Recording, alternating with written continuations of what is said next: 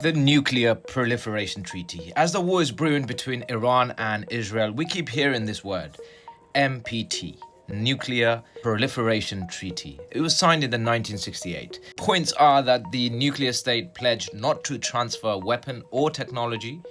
Non-nuclear states agreed not to acquire nuclear arms, and all signatory, which Iran was part of, accepted a IAEA safety standards. This is a landmark agreement between the nuclear and non-nuclear state to prevent the spread of nuclear weapons. So this emerged during the Cold War, when the nuclear technology was becoming more accessible, and proliferation, which is basically acquiring more than the intended need, as it possessed a global threat to stability. This initiated in 1963 as Limited Test Ban Treaty, and there was another one in 1978 known as the Outer Space Treaty. So the NPT was driven by US and Soviet for the interest of controlling the arms race and maintaining deterrence. So in mid-1960, 5 countries, US, USSR, UK, France and China had nuclear weapons.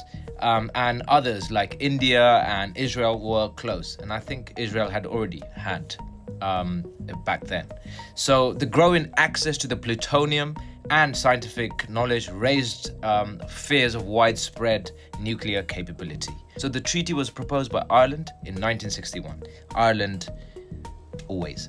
And negotiated from 1965. So the treaty faced resistance over issues like NATO, nuclear sharing and non-nuclear states, reluctant to permanently renouncing weapon development. The treaty had a 25-year term, with a 5-year review, which would possibly come to an end.